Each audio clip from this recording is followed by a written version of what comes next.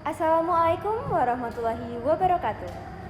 Perkenalkan, nama saya Pinka Langgora dari Program Studi Pendidikan Guru Sekolah Dasar Fakultas Keguruan dan Ilmu Pendidikan Universitas Darmas Indonesia. Kali ini saya akan membawakan sebuah cerita dari Sumatera Barat yang berjudul Kisah Putri Jelmaan Burung Kuai. Pada zaman dahulu, hiduplah seorang putra mahkota raja muda. Ia ingin menikah. Pada suatu hari, raja muda bermimpi. Di dalam mimpinya, ia bertemu dengan seorang kakek. Lalu kakek itu berpesan, Hei anak muda, jika kamu ingin menemukan jodohmu, pergilah ke sebuah rumah di tepi pantai. Di situ ada pohon kelapa gading. Dan jangan lupa, tangkaplah seekor burung kuai yang turun dari kayangan. Karena mimpi itu, raja muda pun terkejut. Mimpi apa aku tadi? Kenapa mimpiku seperti itu? Nah, karena penasaran, raja muda pun pergi ke sebuah rumah di tepi pantai. Dan benar, ada pohon kelapa gading di sekitar pantai itu. Ini pohon kelapa gading yang aku cari. Lalu, raja muda segera bersembunyi dengan menutup tubuhnya dengan pasir dan menutup wajahnya dengan tempurung kelapa. Raja muda juga menyembunyikan sangkar burung kuai yang telah dibawanya. Tak lama kemudian, datanglah sekawanan kakak beradik burung kuai dari kayangan. Ada beberapa kakak beradik burung kuai dan yang satu adalah si bungsu. Si bungsu itu sudah diperingatkan oleh kakaknya agar tidak turun ke bawah.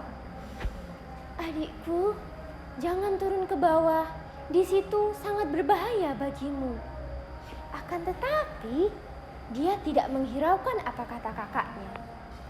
Ia tetap bernyanyi dan bermain di bawah tanah. Burung kuai terbang melayang, terbang tinggi di balik awan. Nah, mendengar itu, raja muda pun segera menangkap burung kuai itu dan membawanya ke istana. Sesampainya raja muda di istana, raja muda meletakkan sangkar burung kuai itu di sebelah tempat tidurnya. Pada malam hari, ketika semua orang telah tertidur lelap, apa yang terjadi? Burung kuai itu berubah menjadi seorang gadis yang sangat cantik. Lalu, gadis itu pun bergegas ke dapur untuk memasak makanan yang sangat lezat. Setelah selesai memasak, ia pun segera kembali ke sangkarnya dan berubah lagi menjadi seekor burung kuai. Nah, keesokan paginya, semua orang yang ada di istana terkejut karena mereka tidak tahu siapa yang memasak makanan-makanan yang sangat lezat dan telah terhidang di meja makan. Raja muda pun penasaran. Siapa yang memasak makanan-makanan ini? Pelayan, apakah kalian tahu siapa yang memasak makanan ini? Pelayan pun menjawab, Maaf raja muda, kami tidak tahu siapa yang memasak makanan ini. Karena tidak ada yang tahu, raja muda pun penasaran. Pada suatu hari, kejadian itu terjadi secara berulang-ulang. Dan pada malam harinya, raja muda mengatur siasat. Raja muda berpura-pura tidur. Kemudian kemudian Raja Muda terkejut karena burung kuai itu berubah menjadi seorang gadis yang sangat cantik. Raja Muda yang melihat itu segera menyembunyikan sangkar burung kuai. Ketika seorang gadis itu memasak makanan yang sangat lezat, dia tidak mengetahui kalau Raja Muda telah menyembunyikan sangkarnya. Nah, setelah ia selesai memasak, ia kembali dengan berniat berubah lagi menjadi burung kuai. Akan tetapi, dia tidak bisa karena sangkarnya sudah disembunyikan oleh Raja Muda. Nah, melihat kejadian ini, Raja Muda pun segera meminta gadis cantik itu untuk menjadi istrinya. Wahai gadis cantik, maukah engkau menjadi istriku? Gadis cantik itu pun menjawab, saya bersedia, Raja Muda. Nah, karena itu Raja Muda dan gadis cantik jelmaan burung kuai pun menikah.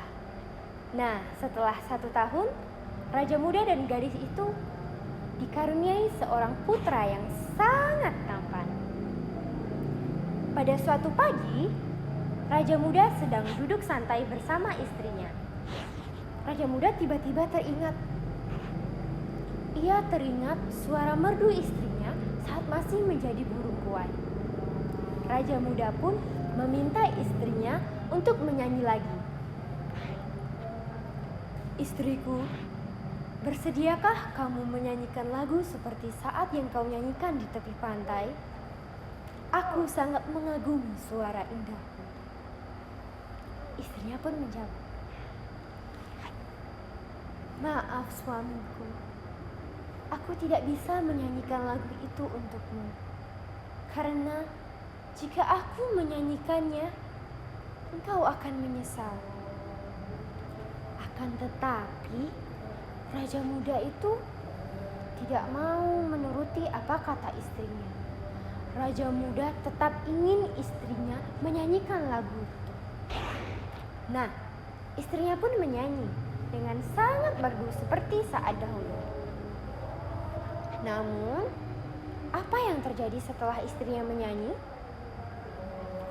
Istrinya menyanyi, lama kemudian ia menangis karena ia mengingat keluarga-keluarganya di kayangan.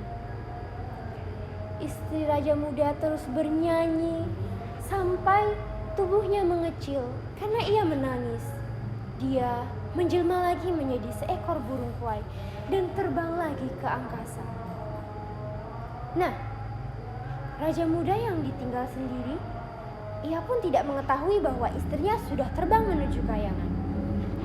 Ketika Raja Muda terbangun,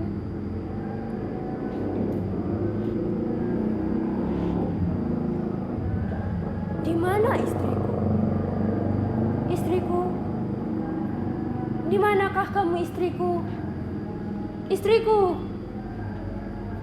Raja Muda tidak tahu bahwa istrinya sudah berubah lagi menjadi burung kuai. Raja Muda hanya melihat seekor burung kuai yang terbang ke kayangan. Raja Muda pun menyesal karena keegoisannya ia telah kehilangan istrinya. Nah, teman-teman, dari cerita tersebut kita bisa mengambil suatu nasihat bahwa kita tidak boleh memaksakan kehendak kita kepada orang lain karena kita akan menyesal. Seperti yang telah terjadi oleh Raja Muda dan istrinya. Raja Muda kehilangan istrinya karena istrinya dipaksa menyanyi, padahal Raja Muda sudah diperingatkan bahwa tidak boleh menyanyi lagi karena istrinya akan berubah lagi menjadi seekor burung kuai. Nah, teman-teman, jadi kita tidak boleh memaksakan kehendak kita kepada orang lain. Sekian dulu cerita dari saya. Terima kasih. Wassalamualaikum warahmatullahi wabarakatuh.